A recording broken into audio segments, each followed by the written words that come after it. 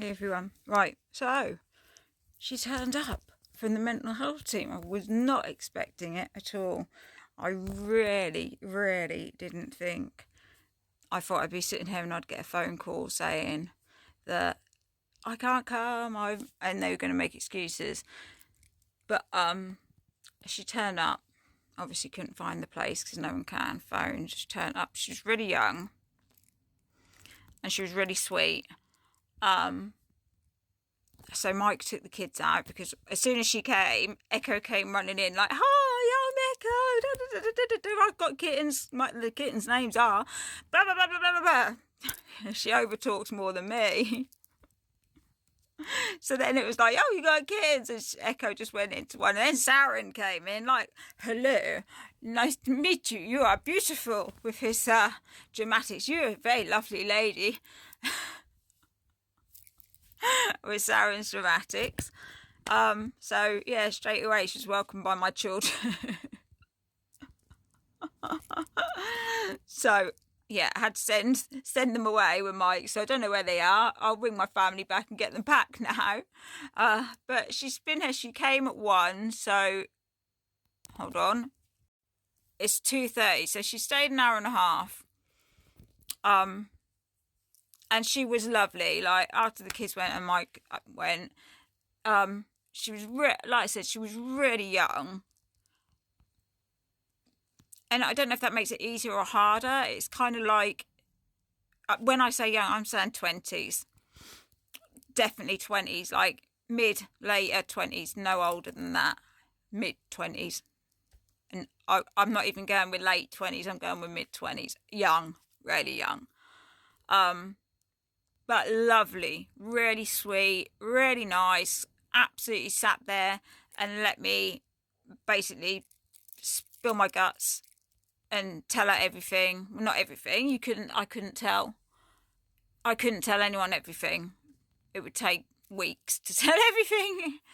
But I sort of managed to tell her my main things that are going on with me at the moment and the things that I wanted, like medication review, and to actually finally have a worker, because like I said, I haven't had a worker since before COVID. I haven't had a medication review in years, and yes, I sort of just told her everything. She was lovely. She listened. She was like, listen. She was like, I couldn't just leave you after what happened. I told you had an appointment. I could hear by you on the phone that I had to come see you, and I didn't just want to do it over the phone. I wanted to come and see you because it's easier if, like, we're face to face. It's easier for you sometimes, and it's easier for me to get a grip on like how bad you are, what's going on, and everything. So yeah, she was really nice. I felt comfortable talking to her, and she's like, I said, so the problem is, I said, you leave now. I've told you like 10% of my story.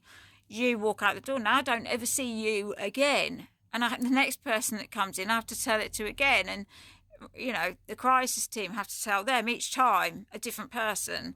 So she's like, well, you can phone me and ask for me, and they'll email me. I'm like, okay, isn't that just like you being my worker then? I didn't say that, but I thought that's a bit like you just being my worker then. Like if I can ring and just speak to you, because I've just told you a lot of what's happened, and you were lovely, and like you've just said I can speak to you whenever I want. So I'll just do that for now. But I've got a phone call in a couple of weeks. It's ridiculous, isn't it? Because it's just a crisis. A phone call in a couple of weeks. And then she's written all this stuff down. So she wrote down I need a medication review. She thinks I need all my medication up in, pretty much everything upped. She thinks I need some changes in my meds. She thinks that I need some extra stuff for like mania and stuff like that. She thinks that I've got, God, I can't think what it's called. Like, she thinks I'm manic. She thinks I'm up and down. She thinks that it would be manic depression. That, but I don't know what it's called now. She thinks I got mania or whatever. So just add that to my list. Sorry, but add that to my list. So it's another one. Tick. But yeah, so she's sorting out all these things. She's got to go back. They have to do team meetings.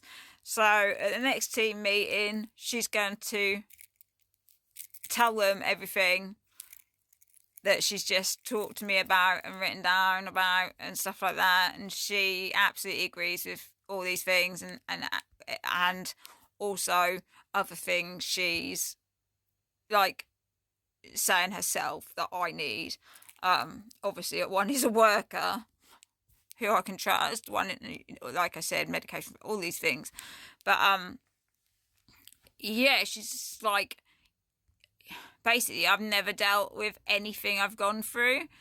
Because every time they shove you in a mental institution, it's not like they help you. They're shit. It's not like they help you. All the times I've been put in mental hospitals, right? They've done nothing. Right? In one... they have an art room. You're allowed to go in there and play with some pencils. Blunted pencils and paints. Shit. That's all there was. And then music therapy, yeah?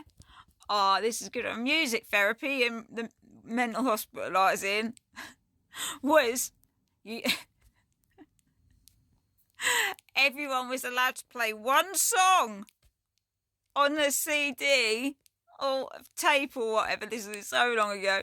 We were all sat in a circle and we were all allowed to play one of our favourite songs and tell people how it made us feel. I'm not a person who's going to sit and do that shit. Believe me, I'm not. And so I'm like sitting there like listening to this music like, what the fuck shit help is this? This is music therapy? Listening to other people's songs and them tell... oh, fuck that, man. So I'm not into all this group therapy, which no point. I'm also not a fucking float down a river shit, fucking that sort of bollocks either. Draw a red line, like... all the stuff that's stupid, I'm not going to do. And she sort of got that from my first conversation with her on the phone the other day, that I'm not into the bullshit. You ain't going to be able to blag me into any group therapies or any bullshit therapies. Aren't going to work on me. I've had this shit too long. But I explained to her that like I'm smelling burning flesh and having flashbacks, and you know, I'm really, really struggling with everything at the moment with my mental health. Like, I'm struggling with my schizophrenia. I'm struggling to know what's real, what's not real. So she was really lovely. I'm surprised. I'm shocked, actually. I'm shocked she came. I'm shocked she was nice. Because normally they make you feel like you're sort of being rushed. She didn't make me feel like I was being rushed. She was just nice and listened to me. Obviously, you can't get my whole story out in an hour and a half, 2 hours. It takes days to listen to my actual story of everything that's happened to me and what I've been through and the things I've seen and the things I've done and the things that have happened to me and everything, all of it. And then there's my physical health as well, which goes with my mental health. So as for the fact that she came to visit me because she felt guilty about telling me the wrong thing, what a nice thing to do as a human. Fuck, like, worker, mental health worker, what a nice human, because she didn't have to do that at all. Not at all. It was nothing to do with her job. It was for her to tell me I had an appointment, for her to have got that wrong, and then feel so bad that I thought I had an appointment and she'd told me, made the mistake that she come out to visit me. She never does home visits. She's never done one. She doesn't do it. It's not in her book to do, and she did it for me. So how nice a human, not worker, human she is. So thank you.